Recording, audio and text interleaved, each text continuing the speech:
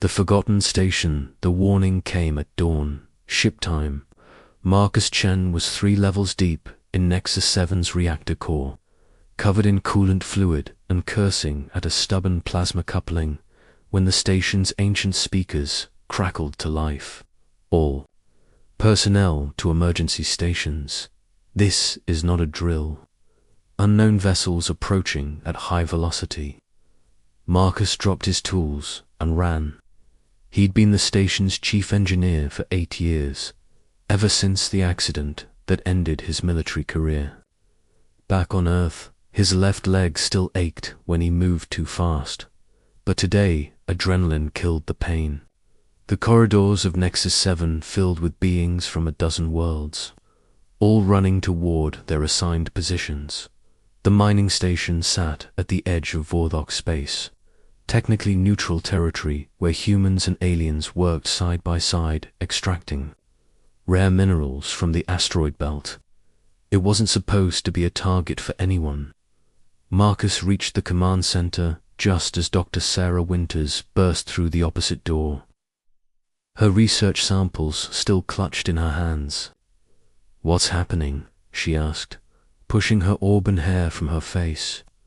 Sarah had been on Nexus 7 for 2 years, studying the unique ecosystem that had somehow developed in the station's lower levels.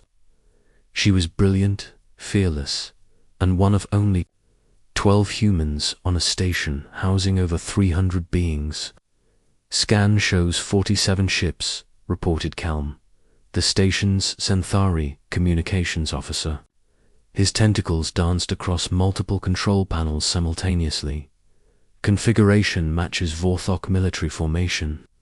They're not responding to our hails." Marcus felt ice in his stomach. The Vorthok were known for their efficiency and their hatred of humans. Their philosophy was simple. The strong consumed the weak, and humans were definitely weak in their eyes. "How long until they reach us?" 23 minutes at current velocity. "Broadcast our neutral status," Marcus ordered. "Remind them we operate under Galactic Treaty 7 Alpha." "Already tried," Kelm replied, his voice heavy with worry. "They're jamming all frequencies except one. They want to speak with the human contingent." Only the main screen flickered to life, showing a Vorthok commander in full battle armor. The alien's reptilian features were enhanced by cybernetic implants that glowed red in the darkness of his ship's bridge. His voice was like grinding stone. "Human vermin of Nexus 7. I am Commander Thane of the Vorthok Purification Fleet. You have violated the natural order by existing in our space. Surrender now, and your deaths will be swift." "We're protected by galactic law." Sarah stepped forward, her voice steady despite the situation. "This is neutral territory." Thane's laugh was a sound like breaking glass. "Laws made by weaklings for weaklings. The galaxy grows tired of your kind, human. You spread like a plague, corrupting everything you touch. Today, we begin the cleansing." The screen went dark. Marcus turned to the mixed crew around him. Humans, Xanthari, Kalvani, even a few peaceful Vorthak who had chosen to work alongside other species. "We need to evacuate everyone we can. The miners in Section C, the families in the residential areas." "No time," interrupted a voice from the back of the room. Everyone turned to see Zethkri, one of the Vorthok workers, step forward. Unlike the commander on the screen, Zethkri wore simple mining gear and his cybernetic implants were minimal. "Thane's ships are equipped with jump disruptors.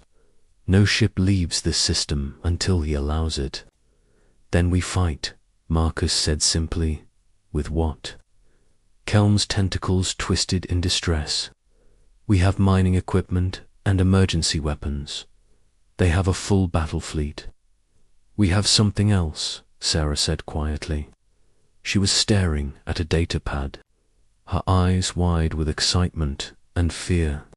"Marcus, Remember the artifact we found in the deep caverns last month? The one I couldn't translate. Marcus nodded. They'd discovered it while expanding the mining operations. A crystalline structure covered in symbols from a dozen different alien languages. Some so ancient they predated most known civilizations. I finally cracked part of it, Sarah continued. It's not just a monument or artwork. It's a beacon, and it's specifically designed to activate when humans are in danger. That's impossible, said Zethkri. The artifact is over 10,000 years old. Humans weren't even spacefaring then. That's what I thought too.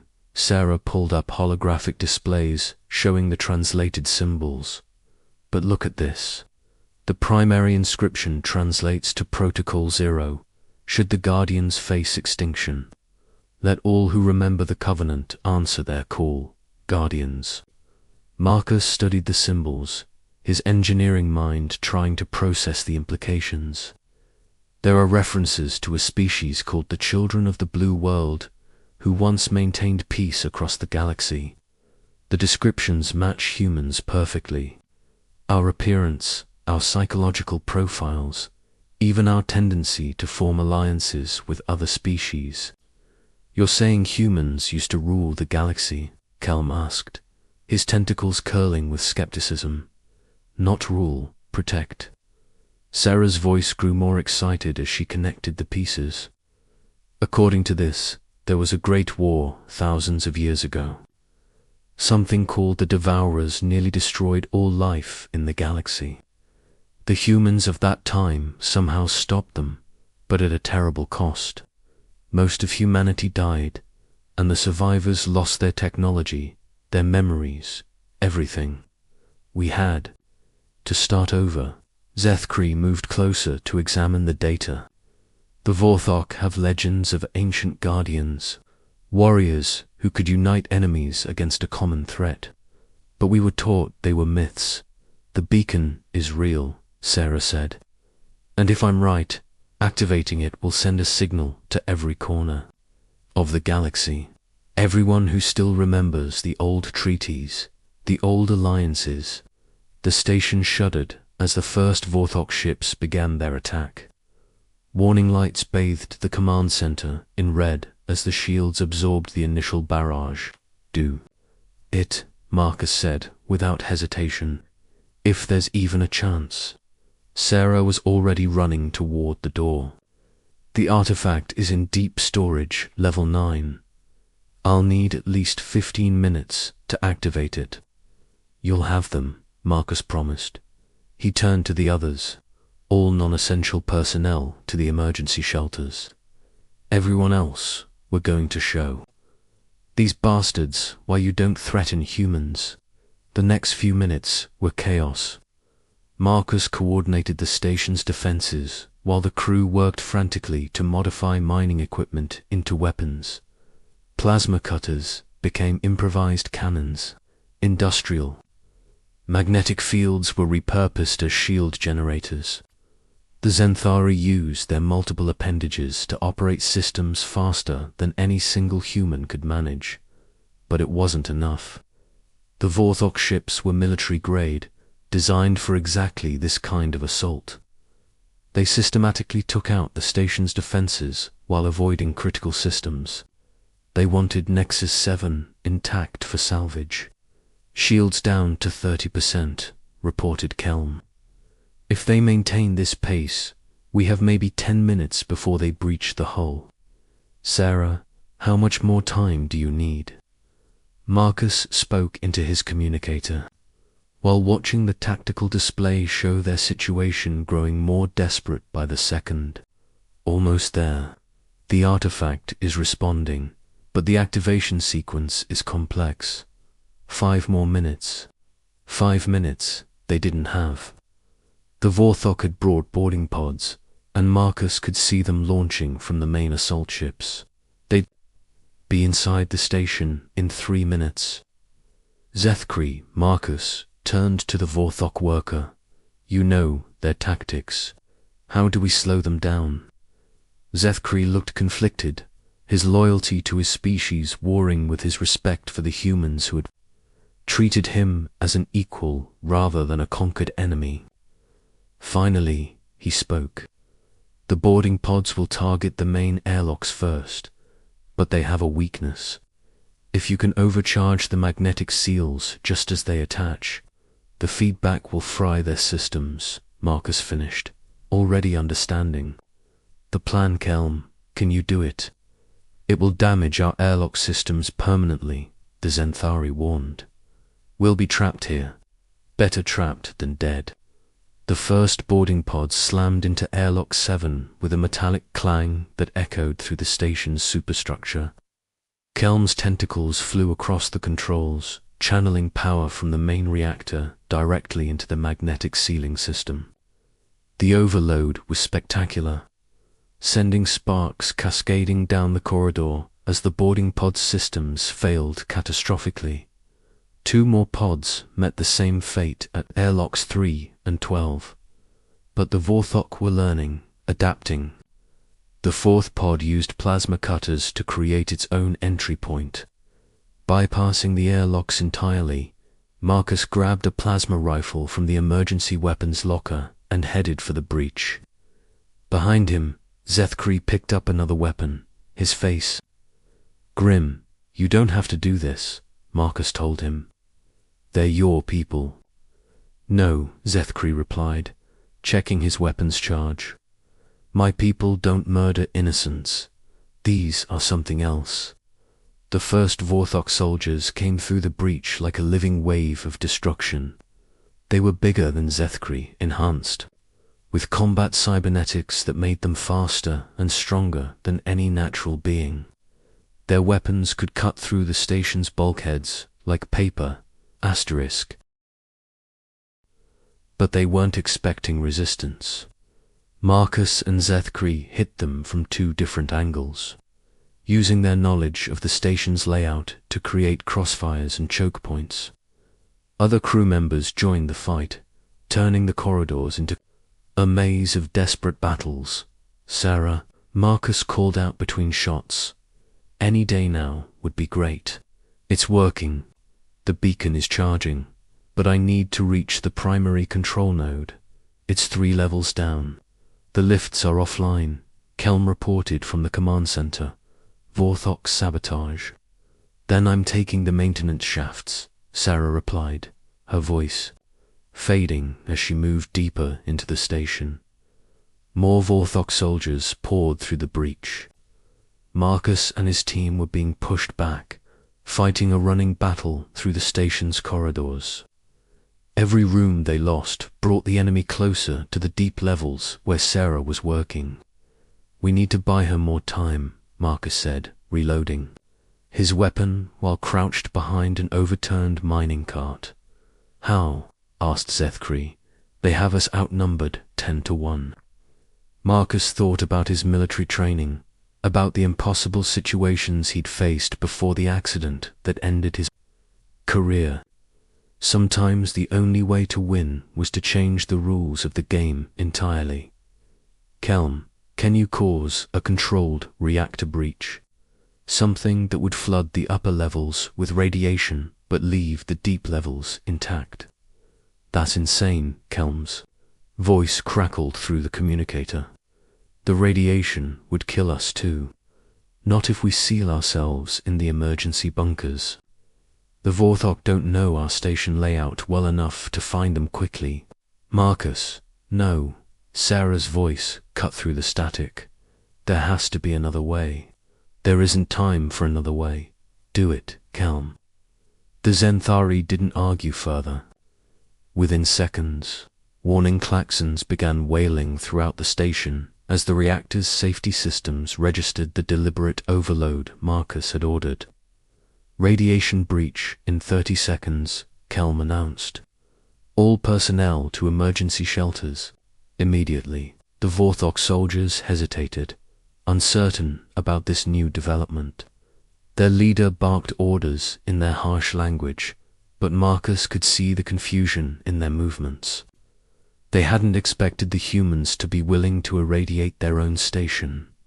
Marcus and his team ran for the nearest emergency bunker, sealing themselves in just as the radiation levels spiked to lethal intensities. Through the bunker's thick walls, they could hear the Vorthok soldiers retreating to their ships, unwilling to face the contamination without proper protection. "That bought us maybe an hour," Marcus said, checking the bunker's air recycling systems. "Once they get radiation suits, they'll be back." "It'll be enough." Sarah's voice came through the communicator, stronger now. "I'm at the primary node. The artifact is fully charged and ready to transmit. Cross your fingers that someone out there still remembers." The beacon activated with a sound like singing crystal, a harmonic frequency that seemed to resonate through the station's very structure. On every display screen, alien symbols began appearing, messages in languages both ancient and modern. "It's working," Sarah whispered. "The signal is propagating across the galaxy. Jump gate relays are amplifying it, spreading it faster than light itself." "Now what?" asked Seth Cree. "Now we wait," Marcus replied, "and hope that the galaxy still has a memory." They didn't have to wait long. The first response came from the Kelvani Collective, 3 ships that had been trading in a nearby system. Their message was simple: "We remember the Covenant. We come." Then the Zenthari Deep Fleet acknowledged the signal, followed by the mysterious navigators from the Galactic Core. Even some Vorthok vessels, ships whose crews still honored the old ways, broke formation with Thane's fleet and declared their intention to protect the beacon commander. Thane's voice echoed through the station's communication system, no longer confident but filled with rage. "You think these weaklings can save you? I have 47 ships, full battle configuration. Your allies are scattered traders and peace-loving fools." "Maybe," Marcus replied, activating the station's external cameras to show Thane what was approaching, "but they're not alone." Through the swirling dust of the asteroid belt came ships unlike anything the Vorthok commander had ever seen. Ancient vessels with hulls that seemed to shimmer with their own inner light. Sleek craft that moved like living things through space. And behind them, more ships than could be easily counted. The signal had reached the Eternal Archive, a massive library ship that had been dormant for millennia. It had awakened its guardians and sent word to species so old that most of the galaxy had forgotten they existed. They came not as conquerors, but as protectors, answering an ancient call. "This is impossible." Thane's voice had lost its certainty. "Humans are weak. Humans are nothing. How can they command such loyalty?" "Because," Sarah said, watching the approaching fleet with tears in her eyes, "we never stopped being guardians. We just forgot for a while." Asterisk, when the galaxy remembers the space around Nexus 7 filled with ships of every conceivable design. Ancient vessels that looked like they'd been grown rather than built floated alongside sleek modern cruisers. The Eternal Archive itself was a sight to behold, a ship the size of a small moon with crystalline spires that pulsed with captured starlight. Marcus watched from the station's command center as the massive fleet arranged itself in a protective formation around Nexus 7. Commander Thane's 47 ships suddenly looked very small and insignificant. "This is Archivist Prime Veltar of the Eternal Archive." A voice like distant thunder spoke through the communication system. "We have received the beacon call. State your status, children of the blue world." Sarah stepped forward, her voice trembling with emotion. "This is Dr. Sarah Winters, human xenobiologist. We're under attack by Vorthok forces. They've declared their intention to cleanse our species from the galaxy." A pause, then unacceptable. The Covenant stands. Commander Thane of the Vorthok Purification Fleet, you will cease hostilities immediately and withdraw from this system. Thane's response was predictably defiant. I take no orders from museum pieces and extinct species. The age of human coddling is over. Then you have chosen to learn the hard way, Veltar replied calmly. All Covenant forces, Protocol Zero is now in effect. Protect the Guardians at all costs. What followed was unlike anything Marcus had ever witnessed, even during his military career. The ancient species didn't simply attack Thane's fleet. They demonstrated why they had survived for millennia while younger civilizations rose and fell. The navigators, beings of pure energy who had long ago transcended physical form, simply appeared inside the Vorthok ships. They didn't harm the crews, but they did something worse from a military perspective. They took control of the ship's navigation systems, sending them spinning helplessly through space. The Kelvani deployed weapons that turned matter into energy, and energy back into matter at the molecular level. Vorthok weapons fired harmlessly into empty space as their targets simply ceased to exist in the same dimensional phase. But it was the Zenthari Deep Fleet that provided the most devastating display. Their ships linked together into a single vast organism, a living vessel that moved through space like a hunting predator. When it fired, it wasn't energy weapons or missiles, but concentrated gravity waves that crushed Vorthok ships like aluminum. Cans, enough. Thane's voice cracked with desperation. You're defending a failed species. Humans had their chance and threw it away. They chose to forget their responsibilities, did they? Veltar's voice carried a note of amusement. Or were they made to forget? The Eternal Archive's crystal spires began to glow brighter, and suddenly the space around Nexus 7 filled with holographic images. Not just images, but memories preserved in quantum crystal for 10,000 years. Marcus watched in amazement as the true history of humanity unfolded before them. He saw humans not as they were now, scattered and struggling, but as they had been, the peacekeepers of the galaxy, the species that stood between civilization and chaos. Asterisk, asterisk. The holograms showed great human ships, not warships, but vessels designed to carry hope and healing to distant worlds. They showed human diplomats sitting at tables with species that had been mortal enemies, finding common ground where none had existed before. They showed human engineers working alongside alien scientists to solve problems that had plagued entire sectors. And then they showed the DEVOURERS.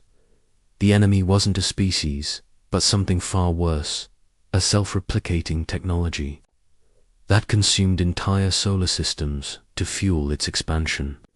It had been created by a long-dead civilization as the ultimate weapon, but it had broken free of its programming and turned on all organic life. The war against the Devourers had lasted for centuries. Entire species had been consumed, their worlds stripped bare and converted into massive factory ships that built more Devourers. The galaxy had been on the verge of total destruction when humanity made their choice.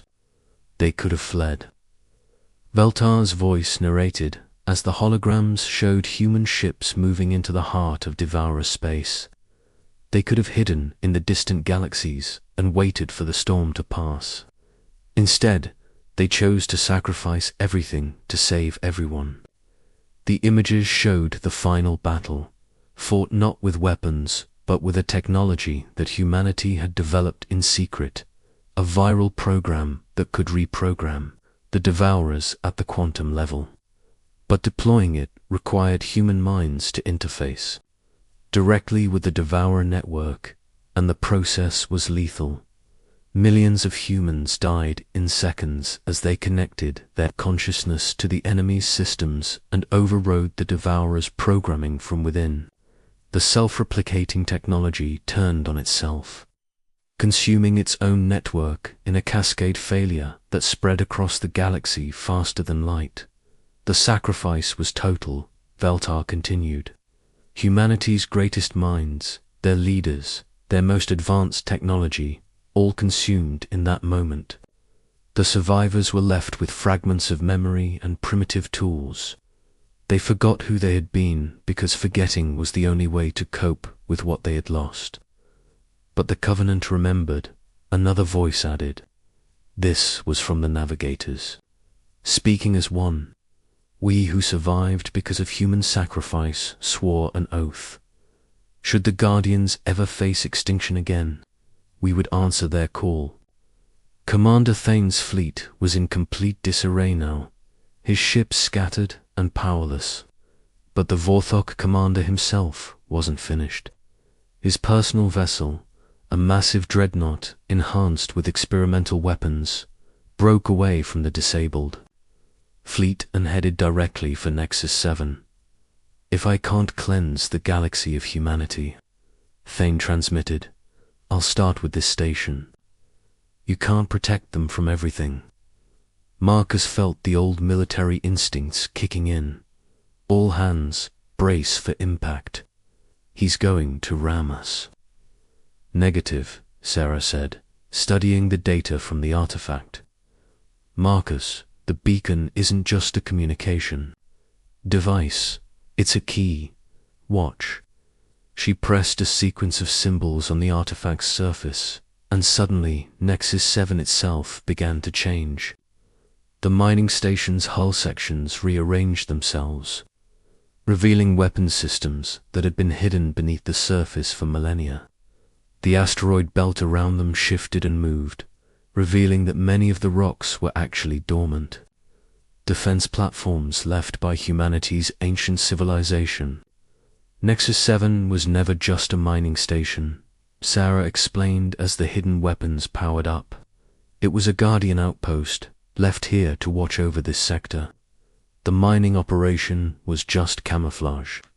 The ancient defense systems engaged Thane's dreadnought with weapons that seemed to bend reality itself. Energy beams that existed in multiple dimensions simultaneously cut through the Vorthok ship's armor like it was tissue paper. When Thane tried to return fire, his weapons passed harmlessly through targets that existed slightly out of phase with normal space-time. This is impossible, Thane screamed as his ship began to come apart around him. Humans are weak. Humans are nothing. Humans are guardians, Marcus replied, watching as the Vorthok commander's ship was systematically disabled rather than destroyed. Even now, even after everything Thane had done, the ancient systems were programmed to preserve life. When possible, and we're back. The battle, if it could even be called that, was over within minutes. Thane's forces were captured rather than killed, their ships disabled and their crews taken into custody by the combined Covenant fleet. The commander himself was brought aboard the Eternal Archive to face judgment from species whose laws predated his civilization by millions of years. What happens now? Marcus asked as he stood in the station's observation deck, looking out at the vast fleet that had come to humanity's defense. Now, Veltar replied, appearing as a holographic projection. Beside him, we rebuild. The galaxy has been without its guardians for too long. Wars that could have been prevented, conflicts that should have been resolved through diplomacy, species that have been enslaved or destroyed because there was no one to stand between the strong and the weak. But we're not the same species we were 10,000 years ago, Sarah protested. We don't have the technology, the knowledge, the population. You have something more important, the archivist assured her. You have the will to sacrifice for others. That has never changed. The technology can be relearned, The knowledge can be recovered, the population can grow, but the spirit that makes a guardian, that cannot be taught or built or programmed, it must be chosen again and again every day. What about the Vorthok? What about species like them who see humans as weak or inferior? They will learn, Veltar replied with something that might have been amusement. The galaxy has a long memory, and word of what happened here will spread. Species that might have threatened humanity will think twice, and those that still choose to test the covenant. The hologram gestured toward the disabled Vorthok ships. They will face the same consequences. Zethkri approached them, his expression thoughtful. My people have legends of the ancient guardians, stories passed down for generations about beings who could unite enemies against a common threat. I always thought they were myths. Not myths, Marcus said, putting a hand on the Vorthak's shoulder. Just ... temporarily misplaced history. What about you? Sarah asked Zethkri. Will you return to Vorthok space? The alien considered this for a long moment. The Vorthok who came here, they are not my people. My people believe in honor, in strength used to protect rather than destroy. I think I would like to help rebuild the Guardian network. If you'll have me, of course, Marcus said without hesitation. The Covenant was never about one species ruling over others. It was about all species working together to protect what matters. Over the following weeks, Nexus 7 became something unprecedented in the modern galaxy. A meeting place where species that had been enemies for millennia sat down, together to discuss mutual defense and cooperation. The ancient Guardian protocols were updated for the modern era, incorporating new technologies and new understanding of interstellar politics.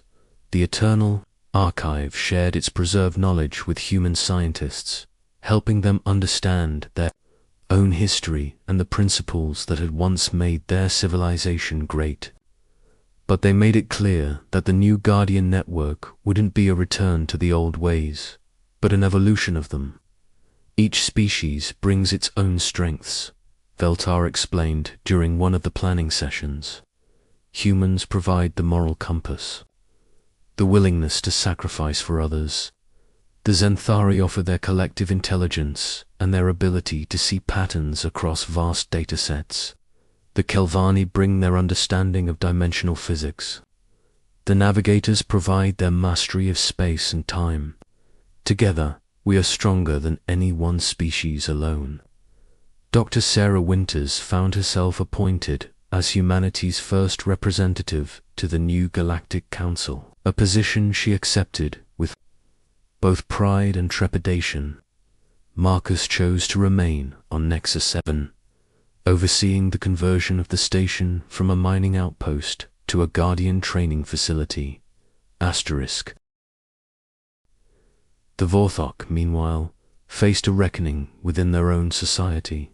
Commander Thane's actions had brought shame upon their entire species, and many Vorthok leaders chose to honor the ancient treaties rather than face the wrath of the Covenant.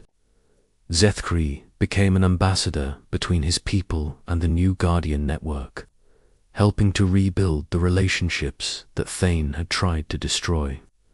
But perhaps the most significant change was in humanity itself. As word spread throughout human space about what had happened at Nexus 7, something awakened in the species that had lain dormant for millennia.